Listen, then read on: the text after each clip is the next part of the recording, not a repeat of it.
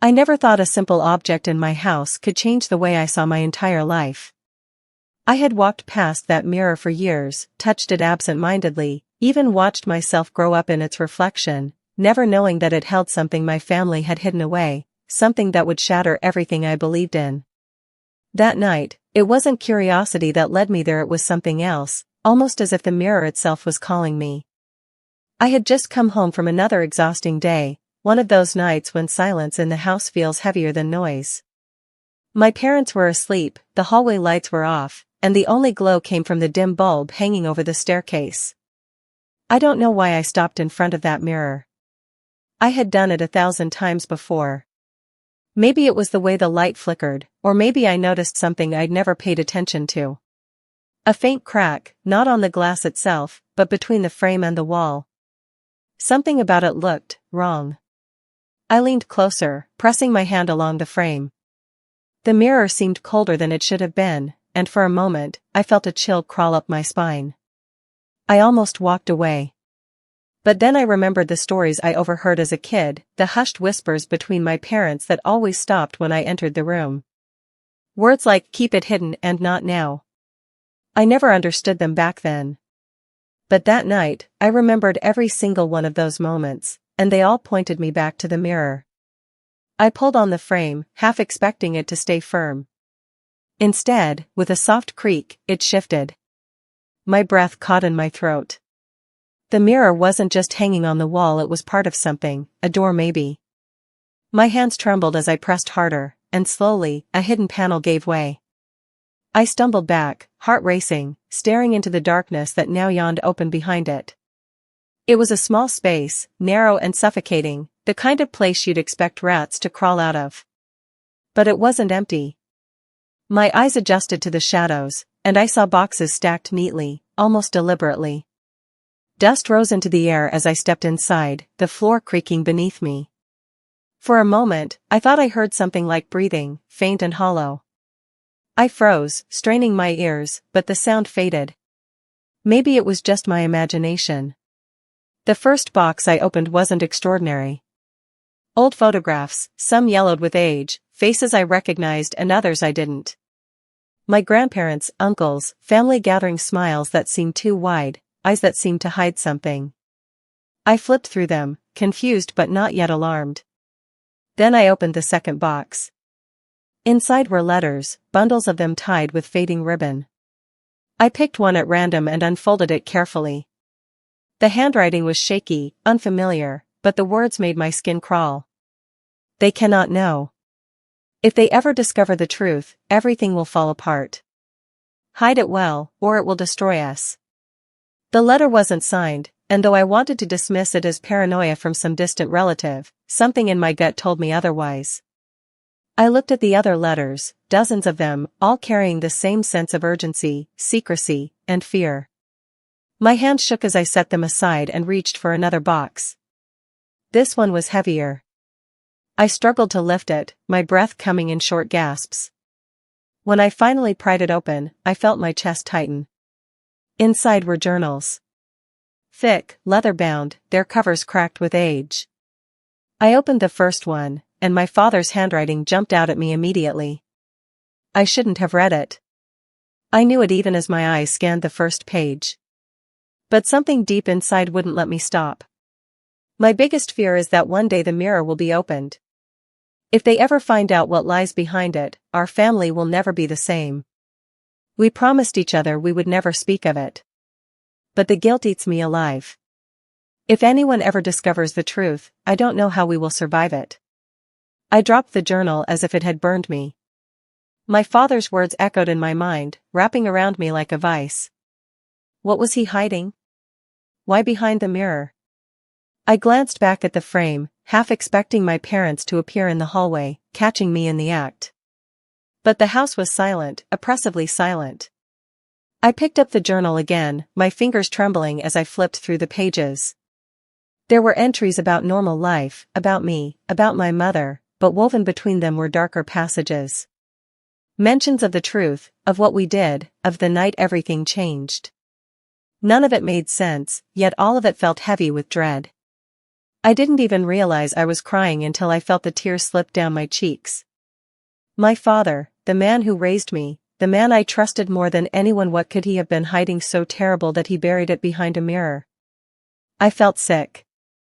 I wanted to close it all back up, shove the boxes away, seal the mirror, and pretend none of it ever happened. But it was too late. Curiosity had already rooted itself inside me, clawing at me. I had to know. As I reached for another journal, a floorboard creaked behind me.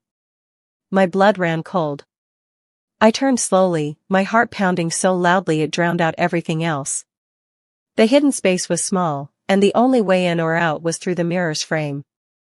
And standing there, framed by the faint light of the hallway, was my mother.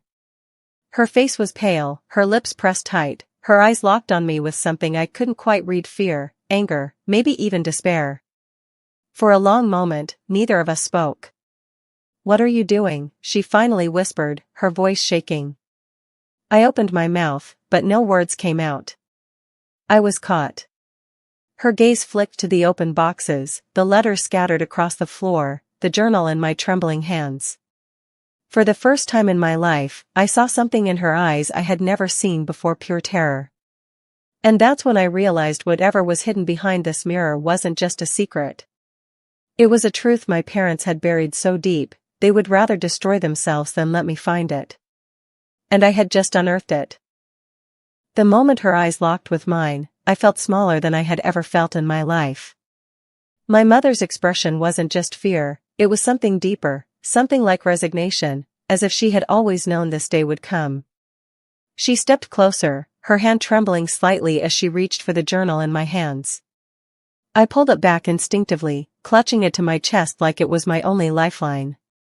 "Please," she whispered, her voice breaking. "You shouldn't be here. You shouldn't know any of this." I could barely breathe. "Then tell me," I said, my words barely more than a hoarse whisper. "What is it? What are you hiding? Why is all this here?" She shook her head violently, as if trying to shake the words away. "It's not for you. It was never meant for you."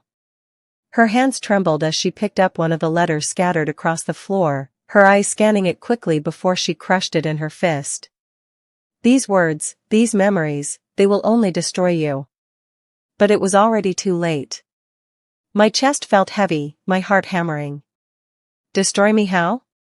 I have the right to know. I'm your child. You've lied to me my whole life, haven't you?"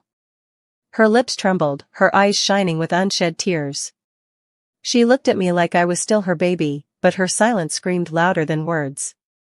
I pushed past her, stumbling out into the hallway, clutching the journal like a weapon. My mother called after me, her voice choked with desperation, but I didn't stop. I ran to my room, slammed the door shut, and sat on the floor with my back against it. My hands shook as I opened the journal again, flipping through the pages feverishly. The words felt heavier the more I read. My father wrote about the mirror, about the room, about the night we swore to bury it forever. Every entry felt like a puzzle piece, but one that didn't quite fit. Then, finally, one sentence stopped me cold. "We did what we had to do to protect them. But if they ever discover the truth about who they really are, we will lose everything." Who they really are. The words repeated in my head until they lost all meaning. Was he talking about me? About my brother? About us as a family? My hands were slick with sweat as I turned the pages faster, desperate for clarity, but every entry seemed to circle around the same haunting theme: secrets, lies, guilt. I didn't sleep that night. I sat awake, staring at the journal, waiting for my father to come home from his night shift. When I finally heard the front door creak open and his heavy footsteps in the hallway, I felt a strange mix of fear and determination. I stormed into the living room, slamming the journal down on the coffee table. My father froze, his eyes dropping to the book as the color drained from his face. He didn't ask how I found it. He didn't ask why I was holding it. He just stood there, silent, as though he had been waiting for this moment too. "Tell me the truth," I demanded, my voice shaking. "No more lies. No more secrets. What's behind the mirror?" What did you hide from me? For a long time, he just stared at me, his face pale and unreadable. Finally, he sat down heavily on the couch, rubbing his temples as though the weight of the years was crushing him. My mother hovered in the doorway, her face ashen. You weren't supposed to know, my father whispered. We promised each other, we swore we would never let you find out. Find out what? My throat burned with the words. Who am I really? What did you do? He closed his eyes, his jaw clenched tight. When he finally spoke, his voice was thick with pain. You were never supposed to see those journals. You were never supposed to find that room. That mirror was supposed to stay closed forever. I stepped closer, my whole body trembling. Then tell me, or I'll find out myself. I'll tear the house apart if I have to. His eyes snapped open, and for the first time in my life, I saw him cry. Not silent tears, but raw, broken sobs that shook his entire body. My mother knelt beside him, clutching his hand, her own tears flowing freely. You are not who you think you are, my father finally said, his voice breaking. You are not just our child. You were born from a night that should never have happened. The room tilted around me. I felt like the floor had been ripped from beneath my feet. What do you mean? I asked, my voice barely a whisper. He buried his face in his hands. We did something unforgivable. And we thought if we hid it, if we never spoke of it, maybe we could live like it never happened. But the truth has a way of finding its way out, no matter how deep you bury it. My mother sobbed beside him, rocking back and forth, whispering, please, please don't tell them. Please, don't. But I had already heard enough to know my world would never be the same. My hands trembled, my breath came in ragged gasps. My chest ached with the weight of betrayal. Everything I thought I knew, my family, my childhood, my very identity, was unraveling before me. That night, I couldn't stay in that house. I grabbed my jacket and stumbled outside, the cold night air biting into my skin, but I barely felt it. My legs carried me down the street, past familiar houses that suddenly felt foreign, past the playground where I had once laughed with friends, past the school where I had built dreams that now felt meaningless. I didn't know where I was going, only that I had to get away. Away from the lies, away from the suffocating silence of my parents' guilt. But no matter how far I walked, the words followed me, haunting me. You are not who you think you are. And I knew, deep down, that the mirror had only opened the first door. There were more secrets buried, more truths waiting to crush me. And I wasn't sure if I was ready to face them. The night felt endless. I wandered for hours, circling streets I had walked my whole life, but nothing looked the same anymore. Every corner, every light, every shadow felt like it was hiding something from me. My parents' words echoed in my skull, twisting like knives, you are not who you think you are. By the time I returned home, dawn was already brushing the sky with pale light. My body was exhausted, but my mind refused to rest. I knew I couldn't live in the half-truths they had given me. I needed it all, the entire story, no matter how painful. When I walked back through the front door, my parents were still in the living room, sitting in silence as if they hadn't moved all night. Their faces looked hollow, drained of every trace of color. They turned to me with the kind of fear you only see in people who know their sins are about to be laid bare. I sat down across from them, the journal heavy in my lap. My voice was raw, but steady. Tell me everything. No more riddles, no more half-truths. If you ever loved me, you will tell me the truth right now. For a long time, neither of them spoke. My mother's hands twisted together in her lap, knuckles white, while my father stared at the floor as though it might swallow him whole. Finally, he lifted his head. His eyes were bloodshot, swollen from crying, but there was a strange calmness in them now, a man ready to be executed who no longer feared the blade. You were born from a choice we can never undo, he said slowly. It was the night of the storm. The night everything changed. I leaned forward, my heart pounding so hard it hurt. What happened? He hesitated, then glanced at my mother. She shook her head violently, but his jaw tightened with grim resolve. We were at your uncle's house that night. The power was out, the rain never stopped. There was fighting, screaming, too much alcohol, too much anger. And in that chaos, something happened that never should have happened. Something we thought we could bury forever. My stomach churned. What do you mean something happened? My mother broke then. Her sobs ripped through the room as she covered her face. My father's voice cracked, but he forced the words out, each one like a hammer blow. You were the result of that night. And we never told you, because we didn't know how. Because we were afraid you would hate us. I couldn't breathe. My vision blurred, the room spinning as I tried to process what he was saying. My entire identity, every memory, every piece of myself, suddenly felt like a lie. So what are you telling me? That I'm not your child? My father's silence was the answer I dreaded. My mother's shaking form only confirmed it. I shot up from the couch, rage flooding me in hot, violent waves.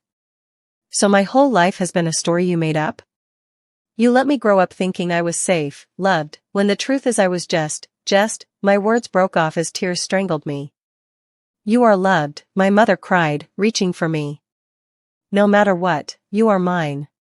I raised you, I held you, I kissed every wound, I pulled away from her touch like it burned. Loved? You lied to me every single day of my life. That's not love. That's betrayal.